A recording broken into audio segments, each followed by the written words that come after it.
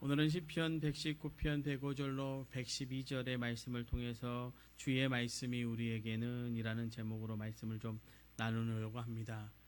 서울대의 교수이신 김난도 교수가 있습니다. 그가 쓴 책 중에 아프니까 청춘이다 라고 하는 제목의 책을 읽은 적이 있습니다.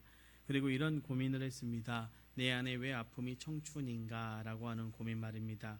그런데 이 책에서 김난도 교수는 시련에 대해서 정의하기를 나의 힘이라고 정의합니다. 그리고 우리에게도 시련이 힘이 된다고 이야기하면서 이런 글을 그 책에 쓰고 있습니다. 신은 사랑하는 인간을 시련으로 단련시킨다고 했다. 어느 날부터 나는 시련이야말로 인간이 가질 수 있는 가장 큰 축복이라고 생각하게 됐다. 왜냐하면 나를 강하게 만든 것이 시련의 힘이기 때문이다. 비어 시련에 빠진 그대여, 그리고 어느 날의 나여 축복이다.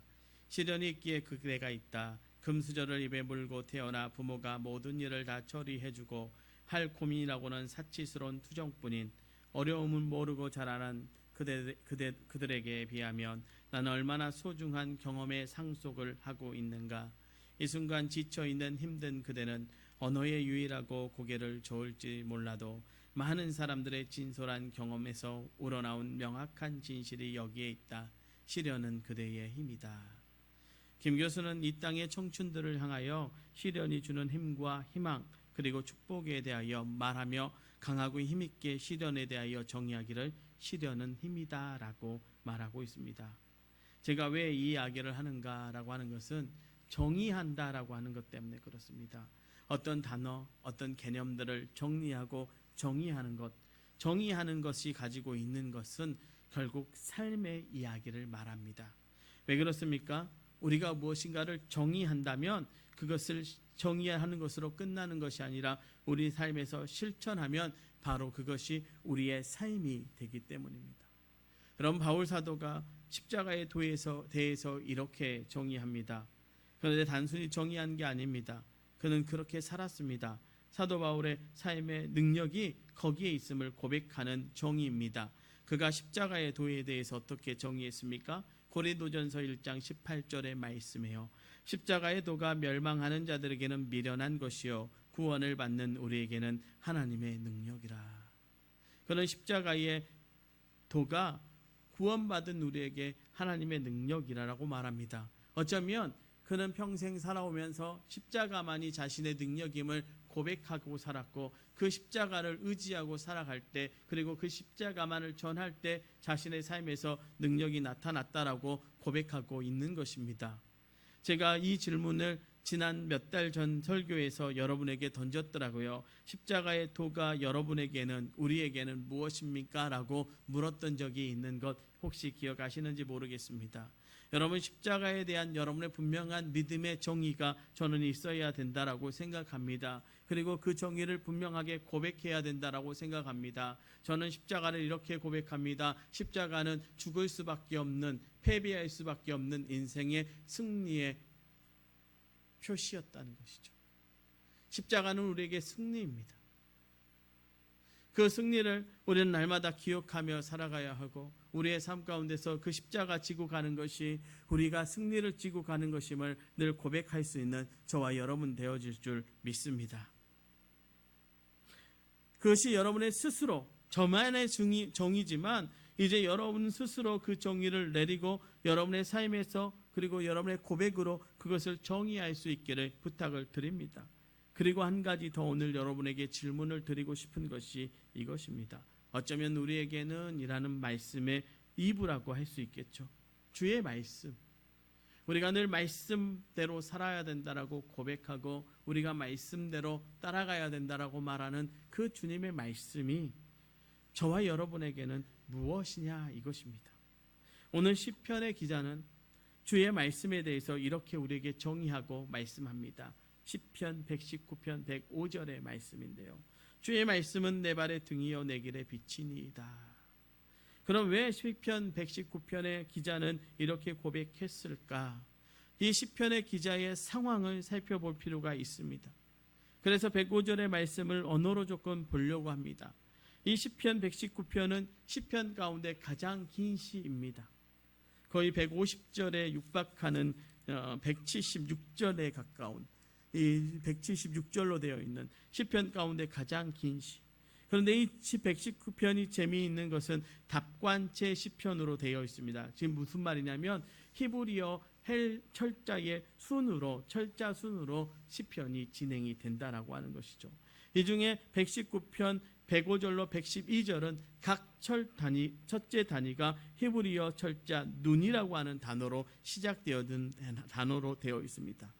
105절만 히브리어 언어로 본다면 다음과 같습니다. 내 길에 빛이다라고 하는 거죠. 여기서 길이라는 단어, 오늘 본문의 의미를 아는데 매우 중요한 단어인데요. 히브리어로 길이라고 하는 것은 몇 가지 뜻이 있는데 네 가지 정도의 단어를 사용합니다. 그런데 왜 제가 길을 특별히 히브리어 언어로 보냐면 이 길이라고 하는 단어가 가지고 있는 뜻을 알면 왜 그가 시편의 기자가 이렇게 우리에게 말씀을 정의하고 있는지를 깨닫게 되기 때문에 그렇습니다. 먼저 떼렉이라고 하는 단어를 쓰는데요. 그것은 큰 길 말입니다. 즉 하나님이 다니시거나 왕이 다니는 군사들이 전쟁하기 위해서 가기에 닦아놓은 큰 길, 오늘로 우리나라의 이야기로 한다면 고속도로와 같은 길을 떼렉이라고 하는 단어를 사용합니다. 여기 이 길에 해당하는 단어는 죄인의 길, 의인의 길이라고 썼던 시편 1편에 사용되어졌던 길이 이 떼렉이라는 단어를 사용합니다. 그 다음에 하나는 오라흐라고 하는 단어를 쓰는데요. 일반적으로 큰 길이며 포장된 길을 말합니다. 앞에 떼렉보다는 작은 길을 의미합니다. 아마 우리나라로 얘기하면 자동차 전용도로 정도 될 것입니다. 이 잠언 3장 6절에 보면 너는 범사의 그를 인정하라 그리하면 내 길을 지도하시리라라고 하는 말씀의 그 길이 바로 이 오라흐라고 하는 단어를 사용했습니다. 세 번째로는 마하깔이라고 하는 단어입니다. 평범한 의미로서 어느 곳에서 다른 곳으로 이동하는 일반적인 길, 국도 정도 되겠죠. 시편 23편의 길이 바로 이 길을 말합니다. 그리고 마지막으로 사용되어지는 단어가 나티브, 남성 명사로선 나티브 또는 여성 명사로서는 너티브라고 하는 단어를 사용하는데 오늘 본문에 쓰인 것으로요.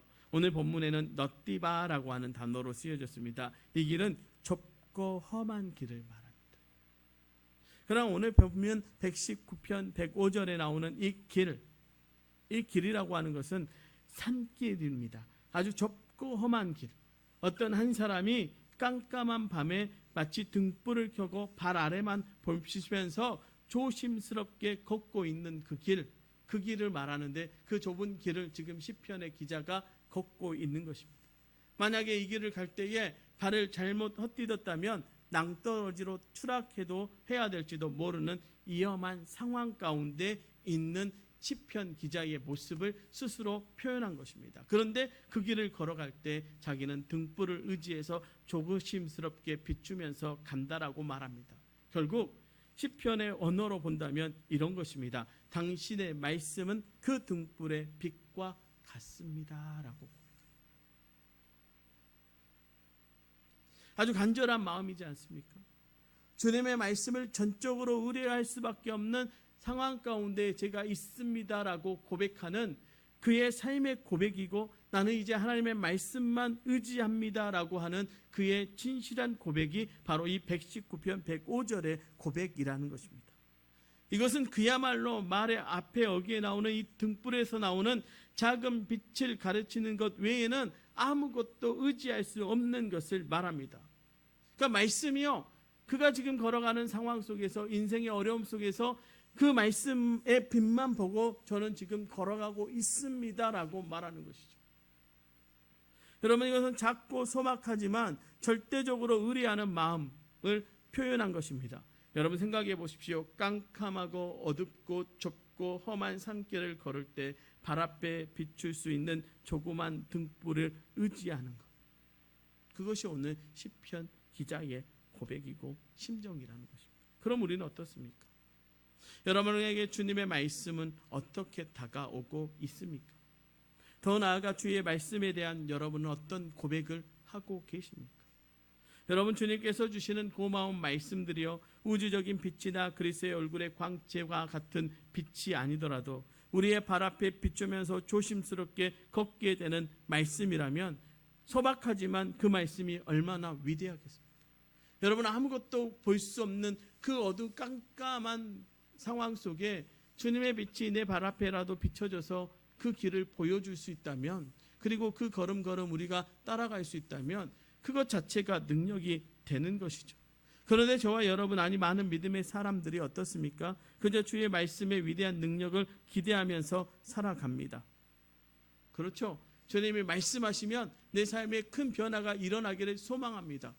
마치 안준뱅이가 베드로가 예수의 이름으로 일어나라고 했던 것처럼 마치 막 큰 변화가 일어나기를 원하는 것이 어쩌면 우리의 마음일 수도 있습니다. 마치 우리의 삶이 한순간에 말씀 들을 때에 믿음 생활하면 그런 생각하잖아요. 믿음 생활 처음 하시는 분들이 있거든요. 그러면 그분들의 마음 가운데 막 가정에 내 삶 가운데 큰 변화가 일어날 것처럼 착각합니다. 그런데 그렇습니까? 실제 여러분 믿음 생활 시작하시면서 여러분의 삶에 큰 변화들이, 그리고 여러분이 고통에서 벗어났고 고난에서 벗어났고 육체의 아픔에서 벗어나는 큰 역사를 우리가 경험했습니까? 물론 경험한 분들도 있습니다. 그리고 그 말씀의 능력이 분명히 있음을 저는 고백합니다. 그런데 여러분에게 한번 물어보겠습니다.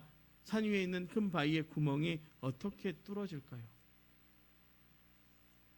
드릴로 가서 한번 뚫어보면 여러분 드릴에 뭡니까? 그 드릴에 그것만 깨져버리겠죠. 정교하게 뚫어지지 않습니다. 아마 삐뚤삐뚤 뚫어지더라도 삐뚤빼뚤 뚫어질 것입니다. 그런데 정말로 큰 바위의 구멍이 이렇게 정교하게 뚫어질 때는요, 그 뚫어진 세월을 우리는 볼 수가 있는 것이죠. 하늘에서 내리는 비, 그리고 그 바위에 떨어지는 물 한 방울 한 방울 한 방울이 계속해서 바위를 치면서 어느 날 그 바위에 그 물이, 물방울 한 방울 한 방울이 계속해서 떨어지면서 바위에 정교하고도 둥그런 구멍이 뚫어지는 것입니다. 저는 말씀이요, 우리의 삶의 이 원리와 같다라고 생각합니다. 여러분, 말씀이 우리의 삶을 지금까지 계속해서 우리의 마음 가운데 그 말씀이 한 방울 한 방울 떨어져서 어느 날 그 한 방울 한 방울이 우리의 삶을 온전히 적시게 되셨죠. 여러분, 급히 오는 소나기에 온몸이 젖습니까? 아니면 가랑비에 옷이 저 많이 젖을까요? 그걸 실제요 실험을 해봤대요. 과학적으로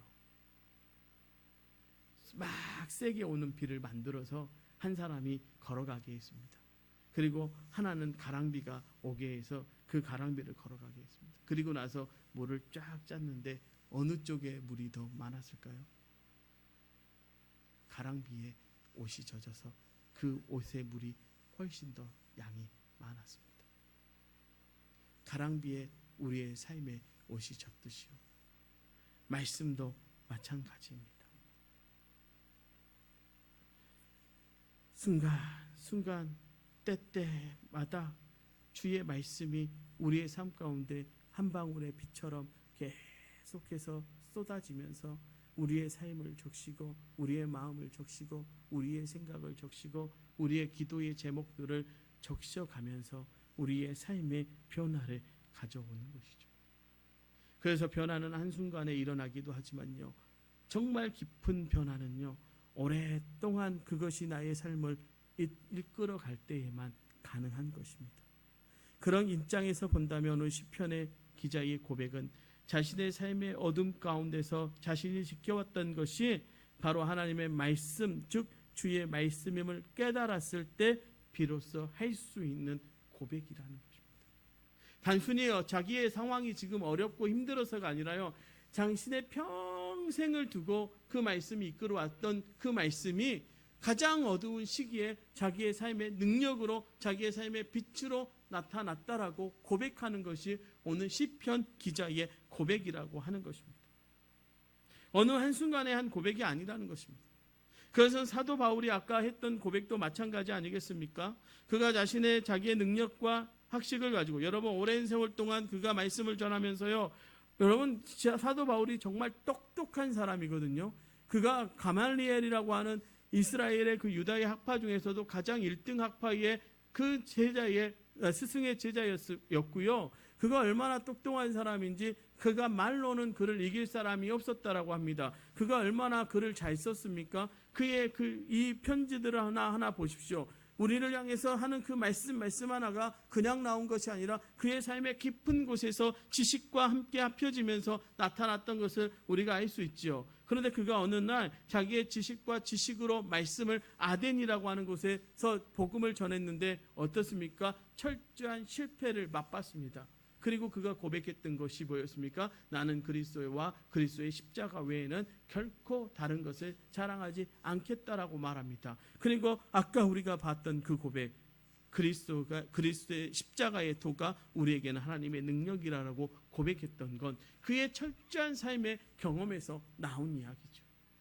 그가 철저하게 삶을 오랜 세월 동안 복음을 전하면서 자기가 무엇을 전할 때, 무엇을 이야기할 때 하나님의 능력이 그 삶 가운데, 그들 가운데 변화로 일어났는지를 이야기할 때 십자가에 도였다는 거죠. 예수 그리스도가 지셨던 그 십자가 전하는 것 외에는 다른 능력은 나타나지 않았다는 것이죠. 세상의 지식을 전하고 자기의 간증거리를 이야기해도 삶의 변화가 없었는데 사람들에게 예수 그리스도와 예수 그리스도의 십자가를 전할 때만큼은 변화가 일어났다는 것입니다. 여러분, 이것이 말씀의 능력입니다. 말씀이요 사람의 말로 변한다면 얼마나 좋겠습니까? 제가 지식이 많아서 그 지식을 여러분한테 전한다고 해서 그 여러분의 삶 가운데 변화가 일어난다면 얼마나 제가 능력 있는 목사가 되겠습니까? 아니라는 것입니다. 말씀밖에 없다라고 하는 것입니다. 우리의 인생의 답이 말씀에 있음을 절대 잊지 마십시오. 그래서 우리는요, 말씀이 무엇인가, 나에게 말씀이 어떤 것인가를 분명하게 고백하고 결정하고 살아가야 할 필요가 있다라고 하는 것입니다. 오늘 시편의 기자는 등불과 빛이라고 말합니다. 그 등불과 빛이 되신 말씀이 어떠했길래 그가 그렇게 고백할 수 있는가? 그가 계속적으로 고백하는 내용을 우리는 살펴볼 필요가 있죠. 106절로 112절까지의 말씀이요, 제가 한번 읽어드리겠습니다.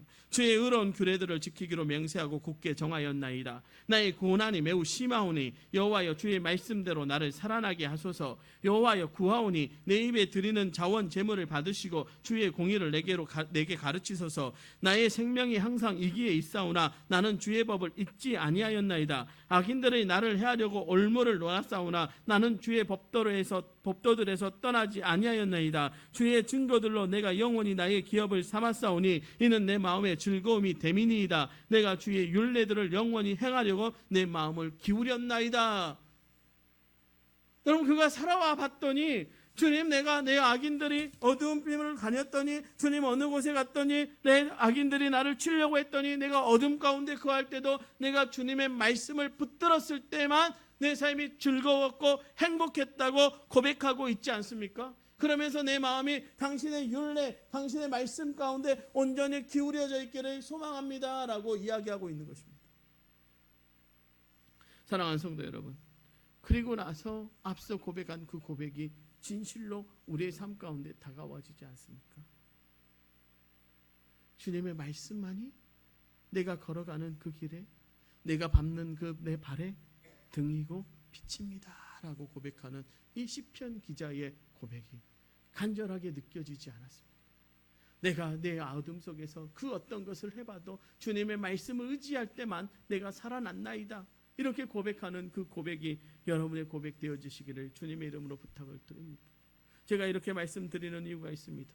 여러분, 세상의 지식의 말씀을 아무리 전하고요, 목사가 아무리 지식이 많아서 그것을 전한다고 하더라도요, 여러분 강단에서 선교되어지는 그 설교의 내용이 한계가 있습니다. 그런데 여러분의 삶 가운데 맞는 것이 있죠. 바로 말씀입니다. 제가 이렇게 말씀드리는 근거, 히브리서 4장 12절로 13절의 말씀이요, 이렇게 말씀합니다. 하나님의 말씀은 살아있고 활력이 있어 좌우에 날선 어떤 검보다도 예리하여 혼과 영과 및 관절과 골수를 찔러 쪼개기까지 하며 또 마음의 생각과 뜻을 판단하나니 지으신 것이 하나도 그 앞에 나타나지 않음이 없고 우리의 결산을 받으실 이의 눈앞에 만물이 벌거벗은 것 같이 드러나나이다. 여러분, 한번 생각해 보십시오. 말씀만이 살아있고 능력 있는 것 아닙니까?